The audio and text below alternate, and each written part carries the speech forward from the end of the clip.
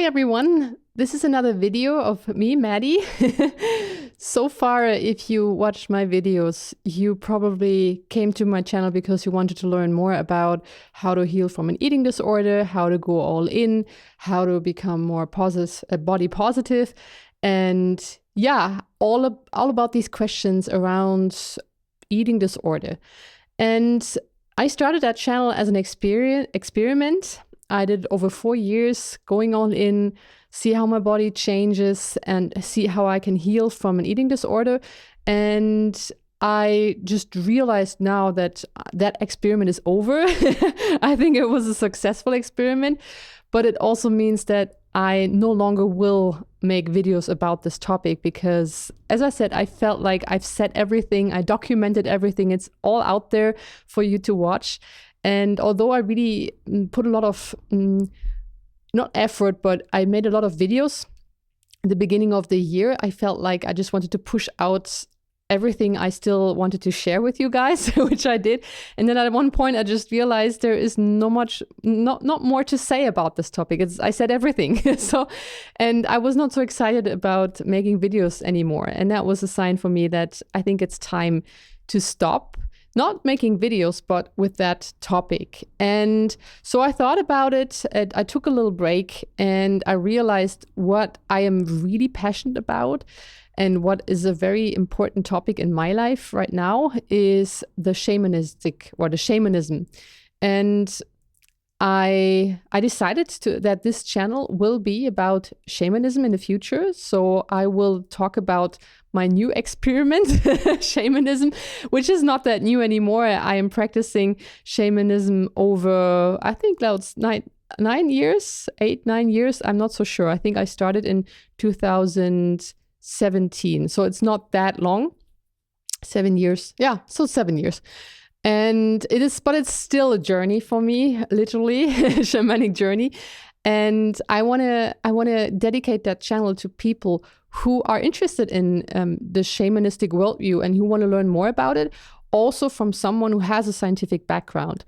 And that is also the goal of my videos and that channel, that I will mix the shamanistic worldview with biology, with nature, with science, what we do learn and know about nature and how everything goes together, and why does it completely make sense to bring both worlds together, like the spiritual aspect, the shamanistic aspect, together with the scientific approach. Totally fine. So this is what this channel will be in the future. I'm very excited about it. I already talked to many of my friends who are shamanic practitioners who are willing to share their knowledge and on my channel. So there will be a lot of interviews with people who are shamanic practitioners, or even if I will be able, I would love to talk to really indigenous people who are still have that traditional culture of shamanism within their everyday life, so have a shaman, so that is something I'm really excited about it, because I want to share the experience that I made over the last 7 years with being involved with shamanism, how it changed my life in a positive way, what I learned, how it fulfilled my life, and I just want to spread the word to everyone who wants to know more about it. So, but maybe again, for those who are expecting a different content, I'm sorry. This is it for the going all in part. No more videos of that. But I do appreciate, and I'm very thankful from the bottom of my heart that everyone who watched my videos so far that you were watching it. I hope it kind of brought you some information, and I welcome everyone who is interested in the new topic that I'm presenting on my channel. So every Sunday there will be a new video I'm releasing about, as I said, nature, shamanism, all this spiritual stuff around the shamanistic point of view on the world. And yeah, this is how it goes. So what is shamanism? On that, in this video, I don't want to go into too much detail because it's a very big, large topic. But just for now, to give you a little introduction, shamanism is a way to see the world, a very, very old way, over a couple thousand years old, at least 40,000 years old, probably way more. The way people see the world, or the people back then saw the world, is that everything is alive, that everything has a spirit. And because everything is alive, everything is also connected. And so a shaman is able to connect with the spirits of like a tree or an animal, or a spirit of even of a landscape, the spirit of the stars. Everything is that spiritual aspect to it, as you could also imagine to be it like a life force, and a universal life force that is present within everything around us, and therefore everything is alive. So in biology, we have that idea that, or the theory, something is only alive if there are certain characteristics to it. For example, it can move, or it can reproduce, it can communicate with its environment, or can perceive the environment, it can grow, all these kind of things. But if you look at the stone, right? So the stone obviously doesn't move. It's not interacting with its environment as far as, a biologist's definition would say.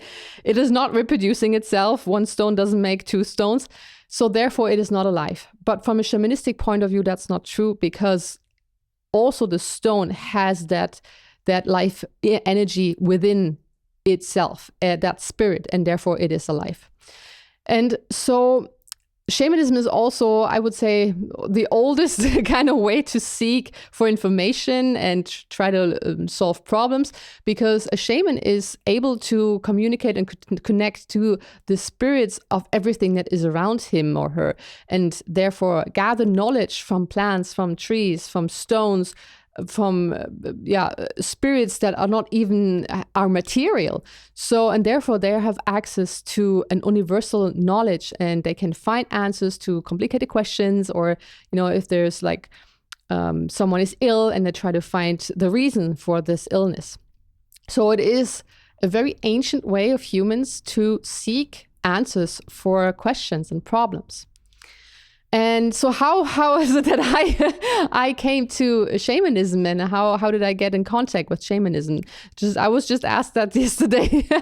And it is something I really, now I'm open and I'm happy to share. That was not always the case, because I felt a bit weird talking about it, because obviously, like that idea of spirits and ghosts, I wouldn't say ghosts, but spirits are alive, and there are really spirits around us. That's something that is not so common anymore in our everyday society, although it used to be thousands of years ago.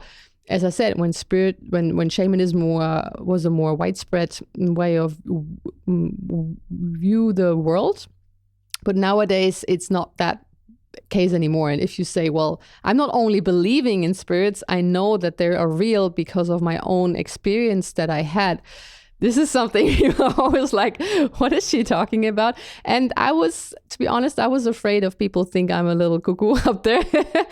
But now, after 7 years really practicing shamanic methods, really being involved in a shamanic community, or not shamanic community, but with people who are also practicing shamanic methods, I am so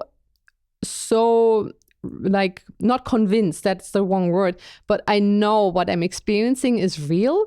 And this has increased and the value of my life so much. And that's why I'm starting this video series here on YouTube, because I want to share this experience. I want to invite people to try it out for themselves, to see that there is so much more than we can perceive with our naked eye, with our ears, and what we can see and touch and smell. And I will explain that more in more detail in upcoming videos, why this is also very easy to explain through science, and why it is, there's nothing weird about it. Not at all. There's also nothing dangerous about it. So yeah. But back to the question, how I started with or getting in contact with shamanism. That was actually in a time where I was really sick, where I felt really, really bad. I was in the middle of my PhD. So for all of you guys who don't know me, I am a biologist. I studied biology and also I got my PhD in biology. in behavioral biology. And that whole academic system was very stressful for me.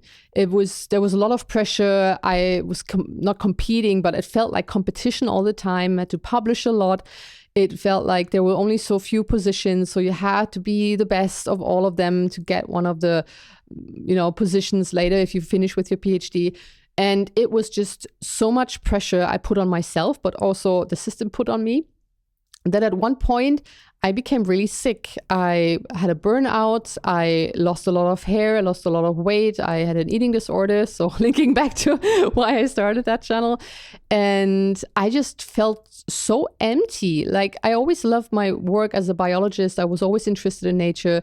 I observed animals. That was just something I was so excited about it. But at that point, even this excitement wasn't there anymore. And I felt closer to death than life, to be honest. I felt like, ending my life now seemed to be so much more inviting than just keep going the way I did. I just felt lost and I didn't know what to do anymore. Of course, I sought help. I went to a psychologist and did a psychotherapy for 2 years. I also, talked to the people from the university. There was also help offered from a coach. They were all nice, and of course they tried to help me, but I felt that was just only making it a little bit better, but not really finding the root source and the root cause of why I felt so depressed, so dark inside of me.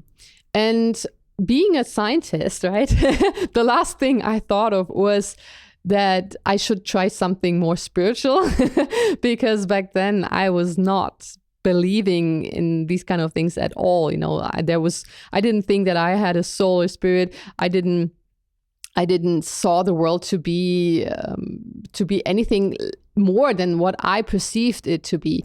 So, but I was really desperate. I just wanted to feel better, and so I accidentally stumbled over a flyer from someone, and that person was a chakra reading person. So I was standing in front of him and he looked at me and he said, well, your heart chakra is completely closed and there is I don't see any light here around you. And I was like, what the hell is he talking about? So I thought, well, I tried it, it didn't help me, but somehow it kind of stuck with me the way he said it. It's like, your heart is closed. That's exactly how I felt. I felt like a stone. I couldn't feel my body anymore. I couldn't feel anything anymore. I was really emotionally paralyzed. It was so weird for me. And the same day when I went back home, I had to wait at the train station, and there was like a little shop where they also sold books. And there was one book about shamanism. I don't know why. I just went, I grabbed it, I bought it, I started reading, and it was about a shaman from the Arctic, like an Eskimo, who talked about what shamanism is, what it meant for him and his community. And I don't know, the way he wrote it was so accessible for me. He said, the way they see nature is that nature is family. Everything around them is family, and they treat the family accordingly, which means they're not exploiting nature, although they live with and from nature. And everything they do it in a very deep and humble way, and in a thankful way that nature supports their life. And that was really resonating with me as a biologist, because that was the reason I started studying biology. I wanted to help nature. I wanted to protect nature. I wanted to, show people how beautiful nature is and everything. So still, I was like, oh, okay, I just read it and I didn't thought about it too much. A couple weeks later, I got the invitation to give a talk in Sapporo. Sapporo is the capital of Hokkaido, which is the most north island from Japan.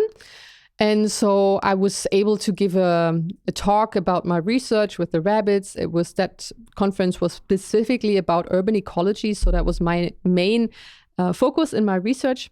And so I gladly accepted. Everything was paid for me. Well, who wouldn't take that one? And I decided to stay there for 3 months. I just needed a time out somewhere else. And so I booked my flight back. 3 months later, I thought I'll just, finish my work while I'm traveling a bit. And so I went to Japan. I had my talk. I had a great time at the conference. I felt a bit better about myself.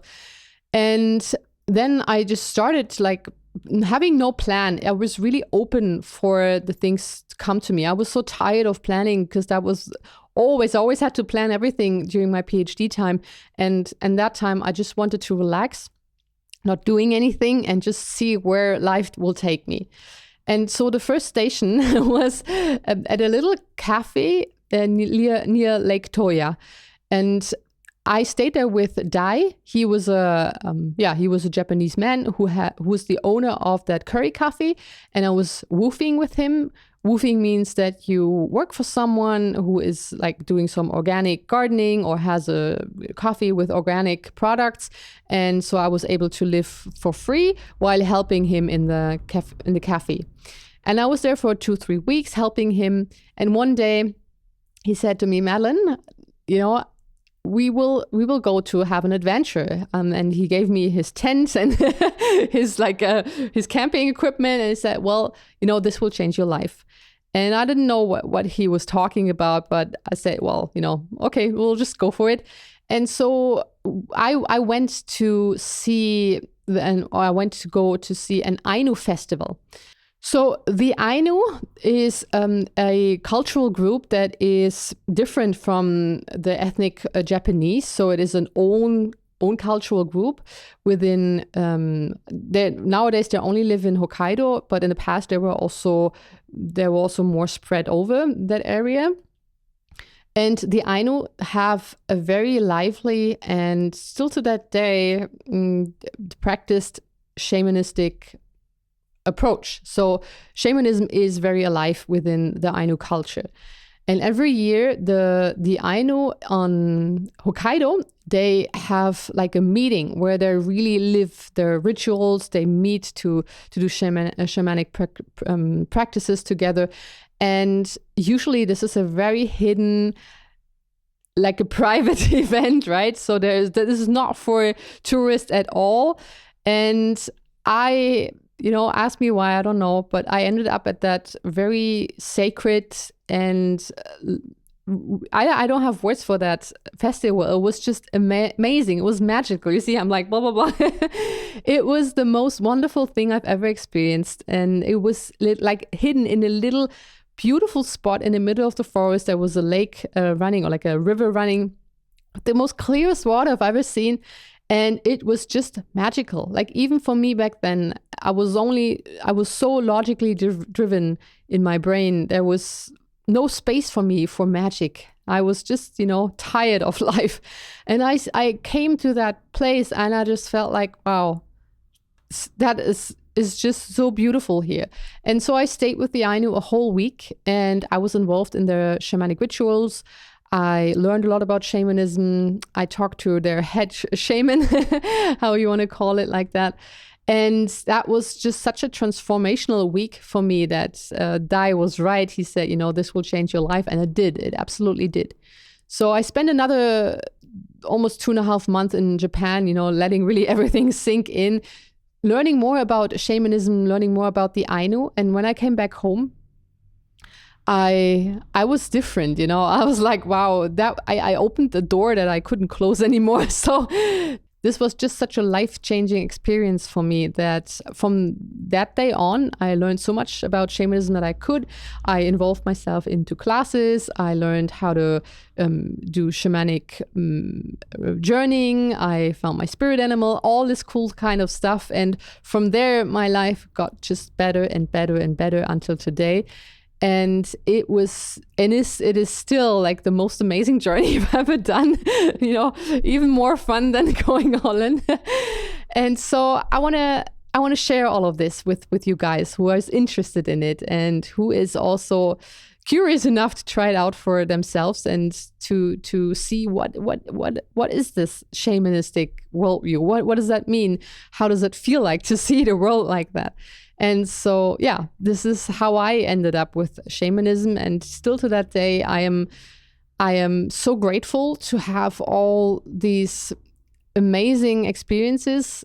I was just in Croatia the other week with the Foundation for Shamanic Studies in Europe here, which has been founded originally, like it is about the core shamanism, which has been founded by Michael Harner, something I want to explain in a different video. But basically, we spent the whole week connecting with nature spirits, with working together, do some healing sessions, and it was just beyond words. Like it filled me up with so much power that I just feel so much more alive than I used to. 7 years ago, when I had that point where I was just so depressed and desperate. I didn't know what else to do. So I'm a complete new person. I can honestly say the most essential part, or the most essence from these 7 years of practicing shamanism, is that I feel connected with everything that is around me. I feel a deep sense of love with everything. I am fulfilled with energy. I'm fulfilled with life. I'm excited about life. I know that nothing can go wrong in my life. I know that I'm protected. I'm guided. I have such a strong connection and love bonding with my spirits. And it is just what I think I was looking for my whole life. And it was always there. I just I was not able to perceive it.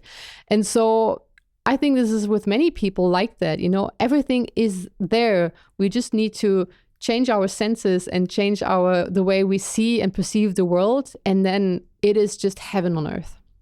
With these words, I want to close that video. I hope it gave you a little bit of an introduction and also a little bit of understanding why I will change the topic of my YouTube channel, why I will go into another direction.